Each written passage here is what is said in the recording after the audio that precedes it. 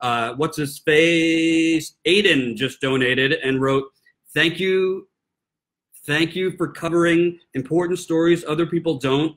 My main concern is climate change, and your coverage of Standing Rock was amazing. Universities in UK are also subsidized by oil and gas. Fracking is about to take off big time in the UK, with the national government running roughshod over local government and people to push it through. On top of this, they're cutting support for green energy. Madness! Exclamation point." Or I kind of want to imitate him. Madness in the UK. You know, it's interesting you say that, Aiden. And by the way, Aiden, that's my cousin's name too, so you got that in common. Because when I was at the Young Turks, I was actually, towards the end, thinking about actually going to the UK to do reporting on not only Jeremy Corbyn and the uprising in the UK and Brexit, but to actually awakening more Americans to, hey, this is possible. Progressive movement could actually be winning, whether it's referendums like Brexit or national leaders like Jeremy Corbyn. I mean, he might be the next prime minister. That's why they keep tar and feathering him with all this ridiculousness that he's anti-Semitic and all this nonsense. So you never know. Status quo. We got to crawl before we can walk. So we're definitely going to be covering stuff in America for the most part. But we might go international sometimes because there's a lot of things going on around the world, either caused by America or that America can learn from. Exactly. Absolutely. All right, next. And we're almost at 4,000, so keep it coming. Actually, I want to start this one by sharing a little anecdote. So this one is about, actually, this is our 7th story that we're covering so far. So 32 undercovered stories for my 32nd birthday. Double whammy for 32. For those just joining us, we're doing 32 stories that are undercovered. So ICE children, so basically children taken by ICE, ending up in Michigan. And so we, as you know, go to Michigan to report on the Flint water crisis. And we actually ended up at an Airbnb where there's a lawyer who's amazing. He's just such an amazing guy. And he told us about this story. And actually Jordan and Ty did the interview with him about children being taken from their parents. And there's really this kind of funnel set up that's not in the best interest of the children or the parents. It's in the best interest of foster care and then a for-profit system. And churches. And churches are involved, yeah. And I mean, I hate to say it, but it sounds a hell of a lot like trafficking to me. Legal trafficking. That's what it is, yeah. It's awful, just horrifying. So we'll have to find that video and link it because that interview is really good with Jeff. But it was kind of like kismet that we ended up at his home. Yeah. So here, the thing is that there are good people at the end of this. There are people in Michigan who are helping the children, who are trying to do everything that they can do. But there was one woman, so this is in the Free Press in Michigan, freep.com. A Homeland Security official told them, "We are not separating babies from parents." Yet, in the middle of the night, 2 baby boys arrived in Grand Rapids after being separated from their immigrant parents at the southern border weeks ago. One child is 8 months old. The other is 11 months old. And both children have become part of a bigger group of 50 immigrant children who have landed in foster care in Western Michigan under the Trump administration's zero-tolerance border policy. So, you know, when they talk about the missing children, oh, we can't find them, I have a pretty good idea of where they might be and who might be profiting off of these babies. And it's absolutely just horrifying to even think about. According to Mills, some of these displaced children got picked up right at the airport by a foster family, while others wound up at a foster care center begging to talk to their parents. So those who are able to talk, they're old enough to talk, begging for their parents.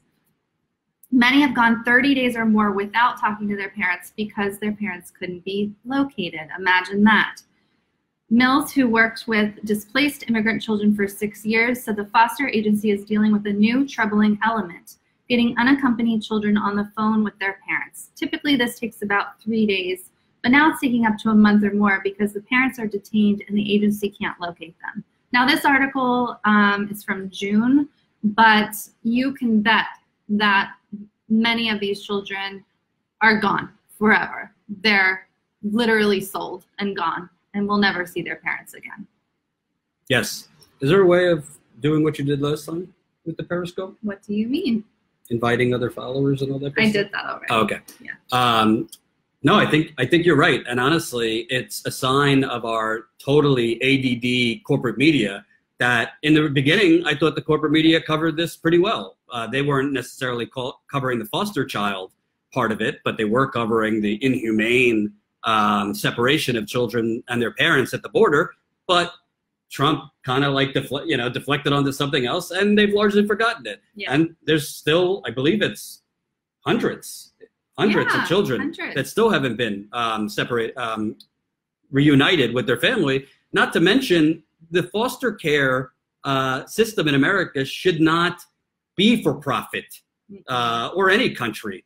I mean, obviously people who work there get paid, but there shouldn't be like this privatization with churches involved and all this. Right. And the churches, and also, I don't know if you mentioned, but they also are obviously discriminating against gay couples and other couples like that, where foster kids can't go with those couples based on Christian fundamentalism and nonsense like that.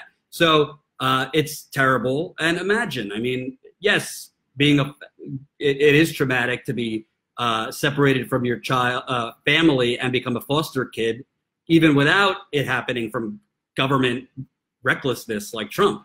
But in those cases, it's because there is no other choice, Right. In these cases, there is a choice, reuniting them.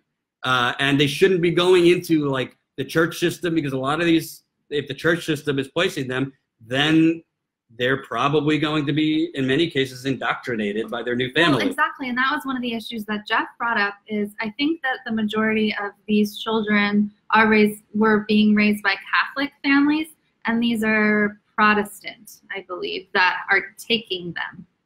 So I cannot. It's horrifying. There are no words for this story. Eliana on Twitter. Happy birthday, Jordan. To celebrate, I donated to the Status Quo GoFundMe. Yay. Thank you very much, Eliana. Appreciate it. Once again, let's see if we got any movement here. We're almost at 4,000 on the GoFundMe. We've gone up, I believe, 200 while we've been live. So let's keep it going. And keep sharing this live stream, whether you're on Facebook, Periscope, Twitter, or whatever, YouTube. Share it. No, it's not YouTube. It's YouTube. Because YouTube is suppressing content so you can't see it. So it's for the few. We are eventually, when we have our website, Talk to YouTube what are our plans for our website? Oh, we're going to make it a one-stop shop. You guys can just come watch it. You'll get notifications. Everything will work as if it's, just like it's supposed to. And we're going to be going live pretty much the same time every day. So it's going to be appointment, internet, and we'll be live the same time every day. Obviously, when we're in the field, sometimes we won't be live at the same time, depending on interviews and what we're covering. But we're going to be live essentially the same time every day. So you guys, and also you're going to get notifications when we're live from our site. So we don't have to worry about whether YouTube is sending you notifications or not. Laura says, living in Michigan and knowing what I know about Davos, I had to believe that the situation is connected to her and her adoption agency, but I believe is located somewhere in the Grand Rapids area.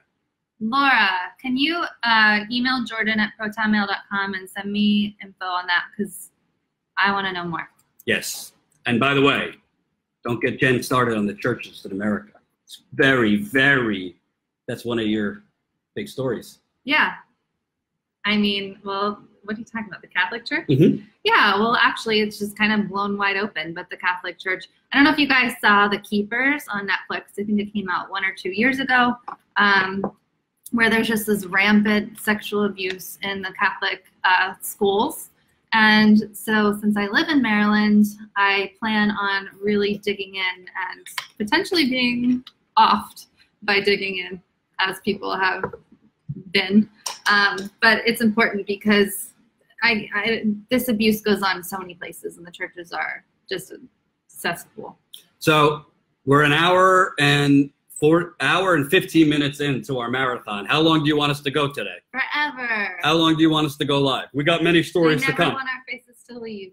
Laura, I very rarely get notifications from YouTube, and quite often can't find your live feeds when I go searching for them. Interesting. Laura. I would email YouTube on your behalf, Laura. But if you had to read the things YouTube tells us, you'd go throw up. Yeah, and actually they say have you guys write them if you're having trouble getting notifications from our thing. So yes, feel free to tell YouTube to stop the corporate censorship for your overlords. I digress.